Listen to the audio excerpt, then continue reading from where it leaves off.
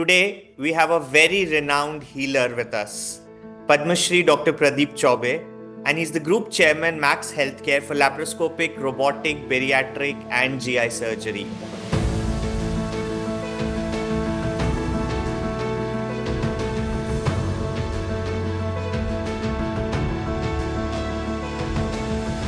He has more than 47 years of rich experience and has touched more than 10 lakh lives as on date. And I really found a very striking feature in his, in his CV and even on his website that he's trained more than 20,000 surgeons as on date.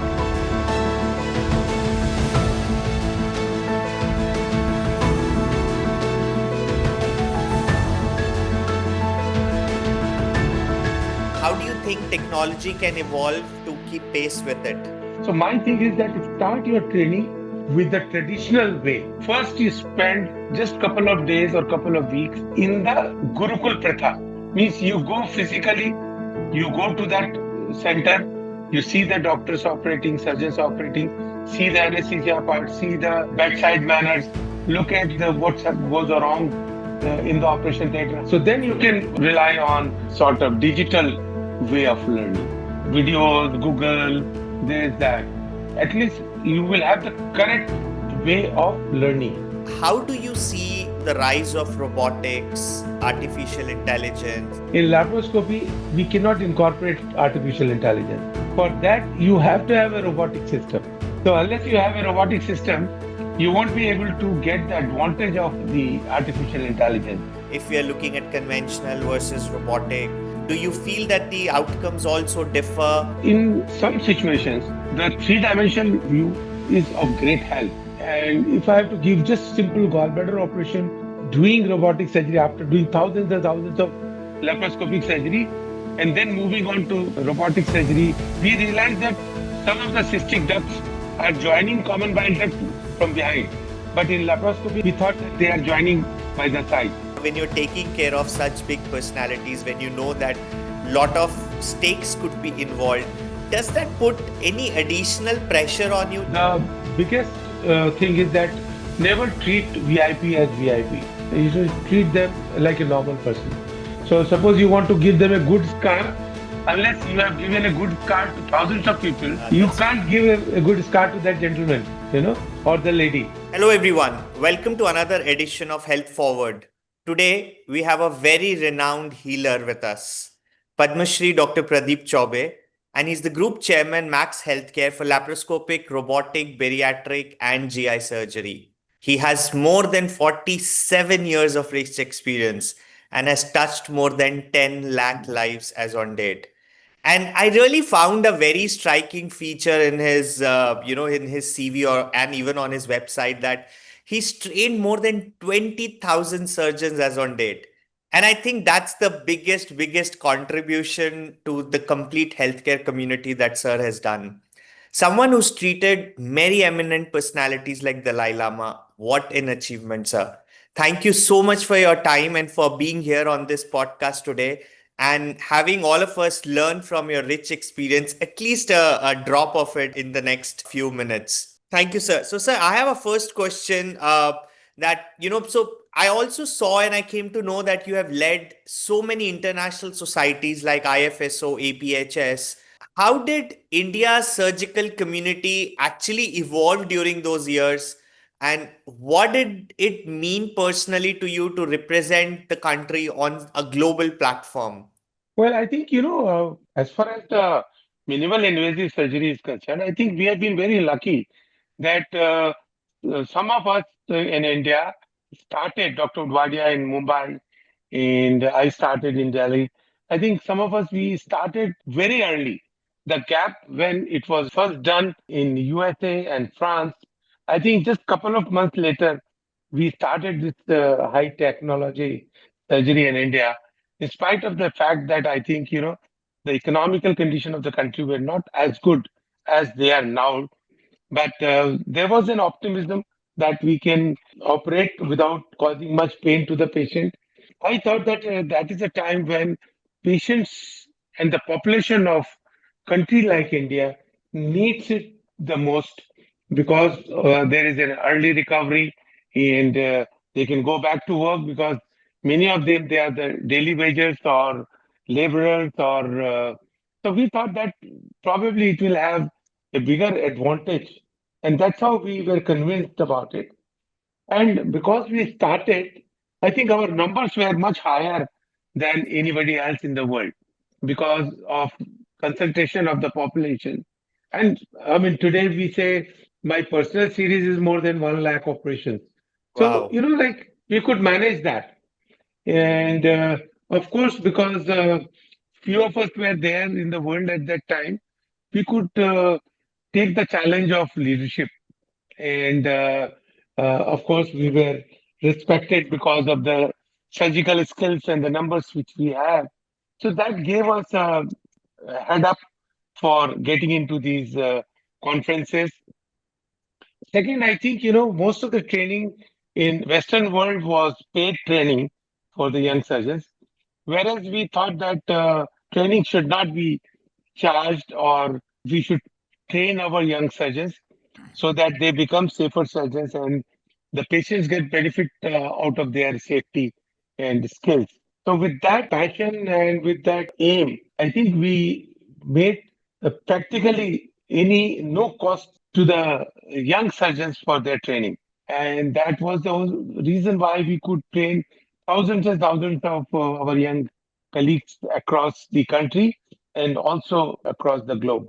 Thank you, sir. I think really what a noble thought that, kind of it's just not about myself, but it's about the whole country. It's about also the new teams and the new members that I could train. I think there are very, very few people who actually really think about it and are also very futuristic to see what impact are you leaving, or the legacy that you are leaving here, from where you started and where you are today. Thank you so much for that, for doing that to the country, sir. It really means a lot. I just have a different question. Moving on to a different track for you is, Sure.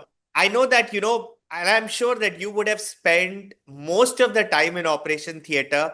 A lot of time than any one of us would have spent even in the conference rooms or any of the meeting rooms. Do you sometimes wish that when we have these internal meetings, kind of a thing in conference rooms, that there is some anesthesia option for people who are in the meetings talking too much, and we should just kind of anesthetize them so that they do more work? Anesthesia options have come now because of the social media, unfortunately. Previously, the learned speakers were there on the stage, and there used to be pin drop silence in the hall because everybody wanted to absorb as much as they can within a short period. So, suppose and I think the persons who really had work and in-depth knowledge of the subjects were invited, of course, and they tried to give the truth without sounding hero or sounding inhuman type of this thing. But I think everything advances, and there's nothing against social media. But in social media, what happened that I think everybody started putting their thoughts, views, which in a way is good, but nobody knows that the views express what is the body of work and what is the thought process in that. So everybody comes out with his own operation. He thinks that I've done this. Nobody knows about the consequences. There are no questions. So all those WhatsApp universities, Right. blossomed during this period. And the another thing, what happened that I think the serious workers, serious academicians, serious surgeons who are busy in the operation theater could not manage with that. So we are in a way anesthetized rather than the young surgeons. They are bubbly. They keep on chatting. If there is one WhatsApp, suddenly you find 50, 60, 70 opinions coming up, and we will not have much time to give much attention either to contradict or to tell that okay, this is what is said is not correct. So maybe I would say that's what we feel today. I think very, very rightly put up, sir. A lot of stuff that is on social media, specifically when it comes to healthcare, I think we need to be very clear and very careful in what information are we really picking it up from there and to what extent are we using it. Because it's about our health, it's about our body, it's about individuals, and everybody talking different things. Someone says this is good, someone says this is not good. I think that creates a lot of confusion among people at some Yes. point of time. We can feel when they come, actually, when they come to our operation theater for a couple of days and weeks for their fellowship, they said ki we are quite surprised that what actual the reality is and what we have read on those big universities, because it's totally different. The here is a serious work. Say we can do about 15 surgeries in a day, and they know that how things move, uh, how are the protocols followed. We don't talk about I, we talk about we as a group, Right, and our wisdom comes from the serious professionals. right, sir. Uh, and many of them, and I would say most of them, you will not find on WhatsApp universities. That's true, sir. Sir, you have trained really thousands of people, and we did talk about that a bit. But because I think there's a lot of young generation that is listening to this podcast or will listen to this in the future. So, according to you, what qualities actually distinguish a great surgeon from a good one? Because there may be many good, but there will be very few who are great. So, what distinguishes between these two? Well, I think you have to simplify the thing. Even the complex surgeries, you should make sure that it looks simple to them. And you should not telling them that you are a hero or you are a magician and you can do such complex cases. I strongly believe that every young person with average caliber like us can do very good surgery. It is not the technique. I think it is technique. I give just 20% marks to the technique. But first of all, what is your thinking? What you are True. thinking? Why are you operating? First of all, what is the indication? The patient, whether he needs surgery or it's not necessary. If you can operate, it does not mean that you should operate. Your Right. capabilities and capacity may be very high, but that may not bring any benefit to the patient. So that is not desirable.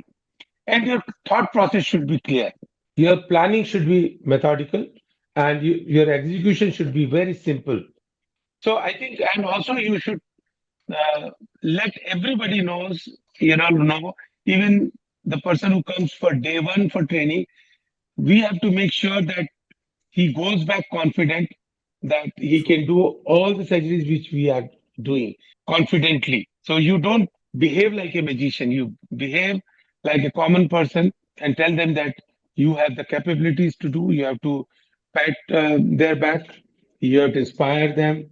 At the same time, you have to be grounded and tell them that, okay, there will be a stage, there will be a condition where you may not be able to do it. So it's better not to do harm to the patient.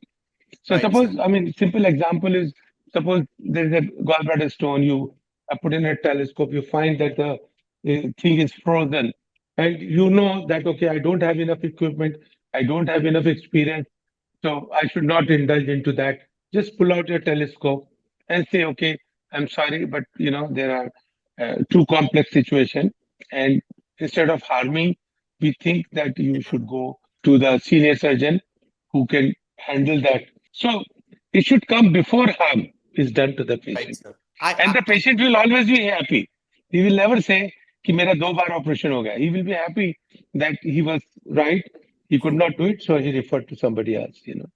I'm not a surgeon, but I think if I was a surgeon and if I would have heard last 2 minutes that you spoke, I would have definitely got motivated that I can do it and I can do a great job. So thank you so much for that, sir. And I think what you brought out also a very important point, indirectly saying, and I think this is not just for surgeons, for anybody, that there's no harm or there's nothing wrong in accepting if we can't do something, and then making an extra attempt to learn, hone our skills, make our skills sharper, and then move forward in life.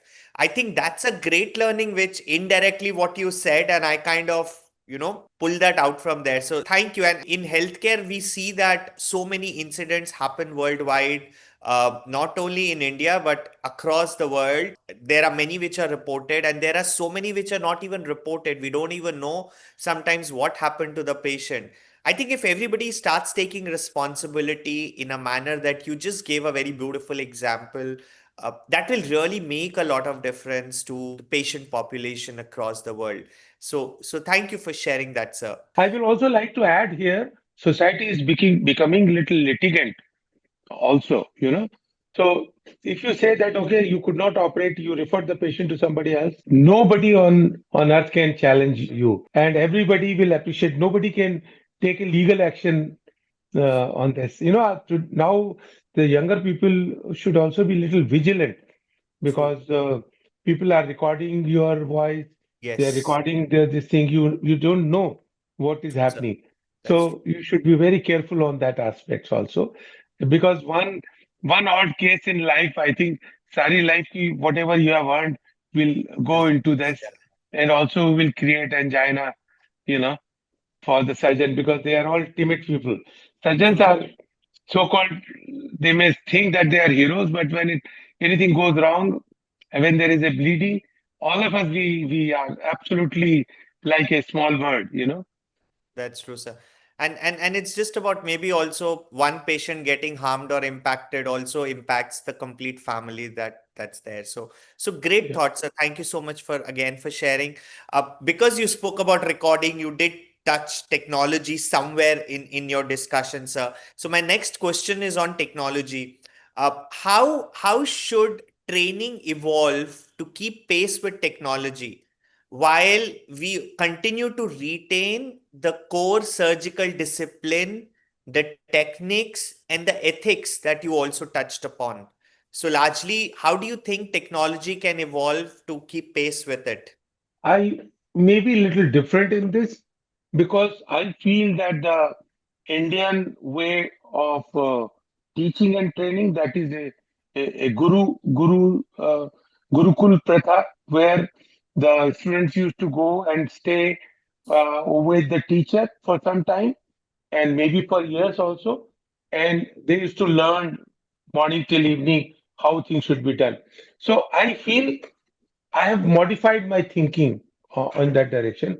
I say, if you want to become a particular branch, if you want to learn something, my first thing is that first you spend just couple of days or couple of weeks in the Gurukul Pratha. Means you go physically, you go to that center, you see the doctors operating, surgeons operating, see the anesthesia part, see the bedside manners, look at the goes wrong in the operation theater, how to sterilize those things, how to take care of the instruments, how to take care of the gadgets, how to connect them. Those things can only be learned when you are there. Once you are there, you have seen the steps, you have seen the outcomes, you have seen the patients post-operative with the teacher, and then after that, you can go on into the sort of digital way of learning, not the other way around. Because Right. then you don't have any concept. You just look at the steps or videos of operation, but that's hardly anything. So my thing is that start your training with the traditional way. Don't spend months and years together. Spend just couple of days, couple of weeks, depending on your seniority and also your inclination, and also how much time you can afford being out of your practice. And then after then you can take off. So this is a runway. Once you are taken off from the ground, then it's easy to achieve heights. So then you True. can rely on videos, Google, this, that. At least you will have the correct way of learning from that. Right. Right, sir. So, sir, you have been one of the pioneers or the pioneer in laparoscopic surgeries. How do you see now, the rise of robotics, artificial intelligence, or even remote surgeries that people are talking about it today, and they are happening in some parts of the world? So, how do you view all these things? as compared to the conventional procedures that we do? Well, I think I'm one of the very fortunate generation of surgeons where for almost about 15 years I was doing conventional open operation. Then in 90 I started laparoscopic surgery, and in 2000 I started robotic surgery. And Wow. fortunately, we have a good presence, international, national presence, by virtue of our work and this. So, what I would say that when we were doing conventional surgery, it's a three-dimensional surgery. And when we moved on to laparoscopy, we lost one dimension. So, laparoscopy is a two-dimensional surgery. And now with the robotic system coming in, we are back to three dimension. So now we have three dimensions surgery. We have the advantage of laparoscopic surgery of minimal discomfort, and also we have got accuracy of robotic instruments, because the laparoscopic instruments are by and large cannot be manipulated to the degrees and extent and the directions in which the robotic system is doing it. Second, when we talk about the artificial intelligence always needs a vehicle on which it can be sort of imbibed. For example, you need a telephone, you need a laptop, you need a computer, you need a car, you need an airplane. For all these Right. artificial intelligence to be incorporated with that. Same way, in laparoscopy, we cannot incorporate artificial intelligence. For that, you have to have a robotic system. Right. So unless you have a robotic system, you won't be able to get the advantage of the artificial intelligence. So I would say that now I think with artificial intelligence, when I'm working on the robotic system, suppose there are four instruments in, if one instrument is not seen by the camera, it freezes. It's a safety mechanism. If one Right. of my instrument is uh, pushing an organ little harder, it gives me a warning that this push is little. Be careful about this push. So those small little things. So if you're not holding the instruments and this thing, the instruments will not move. So there are lots and lots of information support which we are getting now with the robotic system. And I feel that previously we used to say when we started laparoscopy that if you have difficulty in laparoscopy, do a conversion and do by open technique. Now what we are talking in start everything robotic, and if you're not able to do robotically, then move on to the conventional laparoscopy. So now the laparoscopy has become conventional, and robotic surgery has become a state of art surgery. Though And the sir, equipments are expensive, but like anything else, I think, the expense will go down. The capital investment is, we have already seen from say 15 crores, it has come to 6, 7 crores for the equipment. I'm sure the future will be percentage of this. And per procedure cost has also dramatically come down. With increased numbers, it will be even further reduced. So I think future is robotic surgery. great, sir. Thank you so much. And if you could just very quickly touch on the outcomes, which would be the larger difference between if we are looking at conventional versus robotic. Uh, do you feel that the outcomes also differ, or they are the same? I would say that they are not drastically different for most of the patients. But in some situations, the three dimension is of great help. And if I have to give just simple gallbladder operation, I think we have realized after doing robotic surgery, after doing thousands and thousands of laparoscopic surgery, and then moving on to robotic surgery many years back, we realized that some of the cystic ducts are joining common bile duct from the back, from behind, maybe about 20%. But in laparoscopic era, we thought that they are joining by the side. Like these are the more informations which we are getting. So I would say that with the advancements, the robotic system which are there at present, we'll say that in 5 years or 10 years, they will look like a primitive robotic system. The Okay. technology is moving so fast, Yeah, you that's know. true. That's true, So sir. something like a cell phone. Just look at your telephone 5 years back, what you have. the camera resolution what you have, and today's camera resolution what we have, the speed of your this thing, the voice, the internet speed, everything is changed. So I feel that today we are talking about robotic system, but I think tomorrow's robotic system will be far, far better. And also it will make even below average surgeon to the level of excellent surgeon Yeah, that's because the true. added support. That's true, sir. Just on a lighter note, I still remember the first Nokia phone that I had, which was a big one with a big antenna on it. So, so Yes, yeah, yes. you're absolutely correct. Sir, you have actually very successfully operated on many eminent personalities like His Holiness the Dalai Lama, His Excellency late Dr. APJ Abdul Kalam. Just to understand that, when you are operating on or when you're taking care of such big personalities, when you know that lot of stakes could be involved, does that put any additional pressure on you, let's say when you are in the operating room? How is the atmosphere there at that point of time? Well, I think I will not deny that when, say, for example, I operated President K.R. Narayanan in 2000.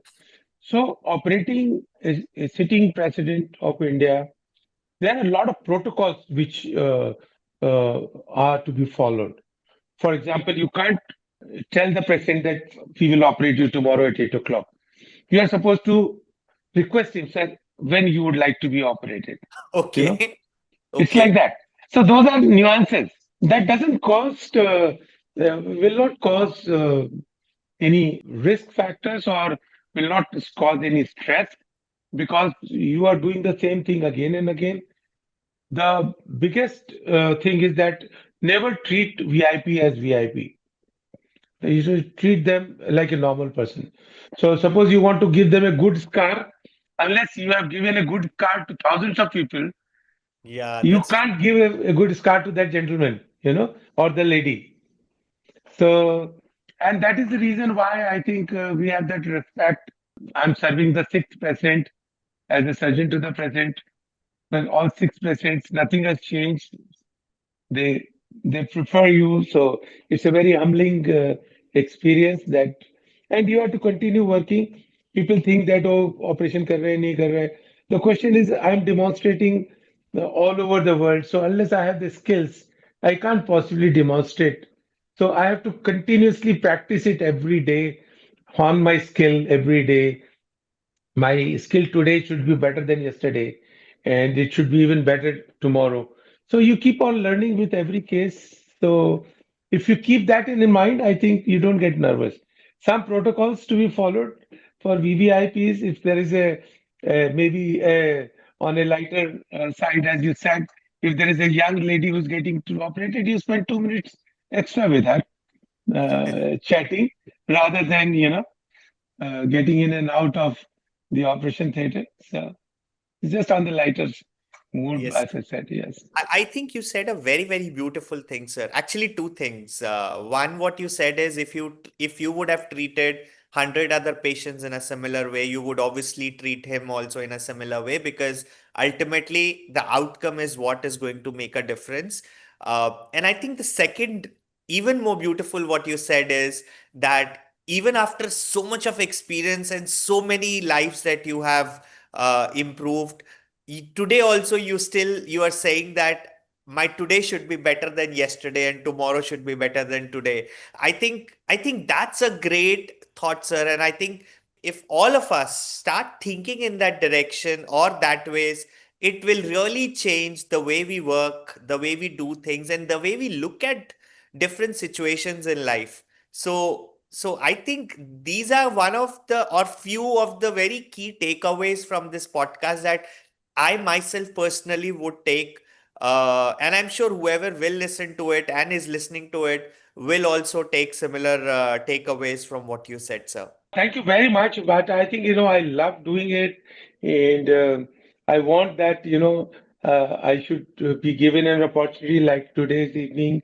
I think, I love to express my feeling. And I wish and I hope that our youngsters, even if, very few of them, if they follow, like the purpose is, and you're questions and your this thing also has been very incisive and very apt for young surgeons. So I admire the way you are conducting this. I think, I feel very happy about it. And Thank you. if anybody can be helped, and we are all open, our doors are open, we are available 24 hours, at least 14 hours, 15 hours, we are in the hospital. So anybody can walk in and walk out. We are absolutely informal people, maybe just a little lack of time, but not lack of intention I know. and lack of passion. Thank you so much, sir. Thank you so much for those motivating and kind words. Thank you so much for all the learnings that you just shared in the last 20-25 minutes. I think it's just been a very smooth conversation just to understand your experience, your journey. And I think we could definitely pick up a lot of things from that. Really appreciate your time. I know you are very busy, sir. I look forward to meeting you sometime very soon, and probably we'll send you an invite as well. So, and we will take it from there. So, thank you once again, sir, for your time today. Thank you very much and all the best. And thanks for giving this my opportunity. And we look forward to our meeting and maybe much more interactions in future. Thanks a lot and all the best. Thank you so much, sir.